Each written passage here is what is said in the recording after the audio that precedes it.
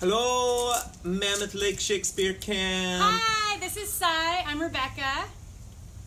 We're here. Yep. We're so excited to do Midsummer with you. Cy will be directing you this summer, and we want to tell you about the play. Yeah, I'm very excited about this play. This is one of my absolute favorite plays that Shakespeare ever wrote because it's so much fun. There's so much crazy stuff that goes on, and all of the characters are absolutely delightful. It's so much fun to do. So I can't wait to do it with you guys. For those of you who don't know the play, it is a magical play. It is a play full of love. It is a play full of emotions. It's really, really fun. Basically, it's a story that takes place in Athens, Greece, a long time ago. And there are all sorts of really fun people that live there. The Duke Theseus, who is kind of like a strong, powerful, lordly man, has just gotten in a battle with Hippolyta, the queen of the Amazons, and she's kind of a tough, strong, tough as nails type lady. And the way that he hopes to end the war that they're going through is he decides that he's going to take her as his wife. But she's not quite sold on the fact. She's like, I don't know if I like you yet. So in order to impress her, Duke Theseus decides that he's going to have his citizens put on a play for her. And everyone in town gets excited about the play that they're going to perform. And there's one group in particular called the Mechanicals who get really, really excited about learning how to do a play. And they're tradesmen. They work like jobs of fixing shoes and a joiner. Yeah, there's a joiner, a bellows mender, like accordion bellows, someone who fixes those. They're not people who are really actors. They're just kind of like your everyday type person. But they decide that they're going to try doing a show for the Duke. So they get together in the woods, and these guys are hilarious. They're really, Peter really Quince fun. is their director. He's amazing. And then there's just all the... Well, Bottom thinks he's the best thing ever, the most talented actor. Flute, who always gets the female part and is not too happy about it. Those two do steal the show. And then there's the other characters that also, this whole group, the Starveling, who you can play like an old man or like your hard of hearing. Snug, who's really, really scared of having to do the play and memorize a bunch of lines, but ends up wearing this lion costume, and they have a whole exchange with Thisbe that's hilarious at the end of the show. There's Snout, who gets to play a wall. So excited Very playing important wall. job. Yeah, it's a really fun and role. And they perform Pyramus and Thisbe at the end of the show, and that is Act 5. It is just like such icing on the cake for the whole play. Yeah, it's so crazy. It's a lot of fun. So those guys are fantastic. All these characters that Rebecca just mentioned, they all have like really, really big, silly, goofy, comedic moments where they just get to be ridiculous. So those are the roles that I love. They're all really, really hilarious. There's also a group of young lovers who are all in love with the wrong person.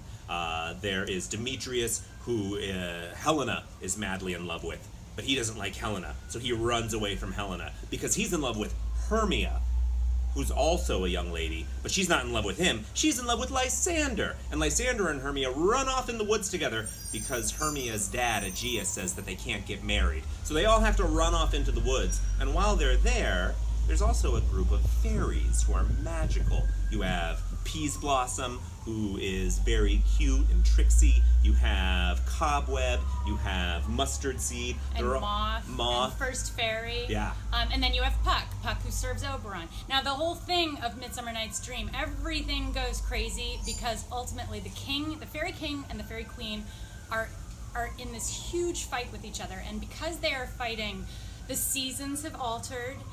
Everything is going crazy. People are not in love with the right person. There's an upset between Hippolyta and Theseus. They can't come to eye. They're not coming eye to eye. So the relationships are off. But the seasons are off. And anytime Oberon yells at Titania, there might be a thunder crash in the distance because their anger is so heated, but they're so powerful, being the king and the queen of the fairies, that their fight is why the whole play controls is so nature crazy. Yeah, and that's in Act 5. Everything is resolved. They make up with each other, and then we see this ridiculous play of Pyramus and Thisbe. Yeah. Well, while they're in the woods, Puck and the fairies, they see the lovers out there.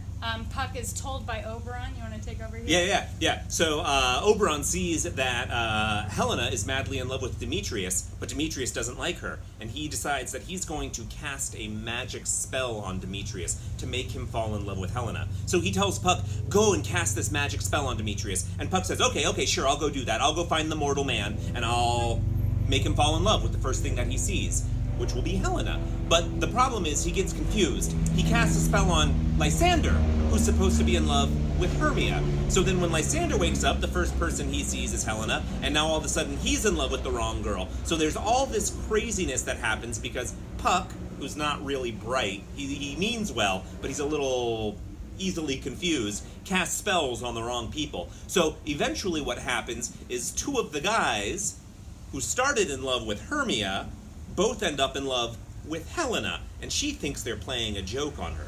So she gets really mad. And Hermia gets really mad at Helena because she thinks she's stealing her boyfriend away. So it turns into this really crazy, silly, ridiculous fight between these four people. Lysander, Demetrius, Hermia, Helena. They all have a really, really fun scene where there's yelling and screaming, there's rolling around on the floor, there's slapping, there's grabbing, there's stomping around. It turns into a really, really crazy lovers' brawl. It's one of my favorite scenes in the play. Eventually, of course, everything works out. We have all the right people ending up with all the right people. Titania and Oberon finally figure out their problem. They put all their conflict aside. Everyone comes together at the very end in the court of Duke Theseus and Hippolyta, and the Mechanicals perform their ridiculous play, which they think is really good. Yeah. They feel like they're really, really, really amazing at it, but it turns out maybe they're not so much. It's really ridiculous. And so there are so many fantastic parts in this show. We're going to ask you all to list out 6 parts that you want to play in order of 1st to 6th and tell us why. And we will do our best to give everybody one of their choices, or if we look at some parts you're looking at, it'll give us an idea of what kind of part you want if you want to be really funny. Parts we didn't really talk much about are Philostrate. Philostrate is like the head butler of the palace. And that character can be hilarious. I've seen productions where that actor steals the show because they get to make these unique choices because Shakespeare only wrote so much. So you can take that character in any direction you want, serving Theseus. There's Peter Quince. We didn't talk a lot about Peter Quince, but Peter Quince is the Psy in the show. He's the director. He's the director who might get a little frustrated with the actors because they aren't so smart. They're not so great. So he loses his top a few times. It's really funny. Yeah, and all the Mechanicals, the fairies, they all are unique, and you get to bring your own choices and your own creativity to the characters that you end up playing. If I could do this show and play each and every character, I would love to do that. I think I could do this show over and over and over again. I've played many of them already. I've played Philostrate, I've played Lysander, I've played Demetrius, I've gotten to play Flute, who ends up being the one who has to dress up like the girl, which, let me tell you, it's a lot of fun. Yeah. Because you steal the show. All these characters, I would love to play each and every single one of them. If you want to play royalty, if you want to be big and strong and powerful, I would think about Theseus and Hippolyta. If you want to be big and strong and powerful but also magical, Oberon and Titania are amazing. If you want to work on really cool movement, maybe you're a dancer, maybe you think there's some really fun, magical type silly things you could do, I would look at Peas Blossom, Mustard Seed, Moth, even Puck. These are all really, really great opportunities to use your body. And if you want to do just really silly, ridiculous, wackadoo comedy, these characters like Snug the Joiner, who plays the nervous lion, or Snout, who plays the ridiculous wall, who thinks he's a genius actor, but all he's doing is acting like a wall. Yeah, or he's a wall. Bottom, who thinks he's the best actor in the world, and because he's so full of himself, the fairies play a trick on him. They put a donkey head on his head. There's all sorts of like ridiculous, fun characters that I think every single one of you are going to enjoy. And we do have, sometimes it's fun to play an old man, a grouchy old man. Aegeus, who's the father of Hermia, has some great scenes in the royal court where he gets to yell and be grouchy. And we just did a production where we had, I think, she's a 7-year-old girl playing that part, and she was hilarious. She had this long, big, gray long beard. Yeah, she was and she had great. a cane. Yeah. But yeah, so I hope you guys have fun in the casting process. If you have any questions, please don't hesitate to contact us. And we are so excited as we prepare to see you all in less than a month. Whee! Can't wait! Okay, thanks. Bye. Thanks, guys. Bye.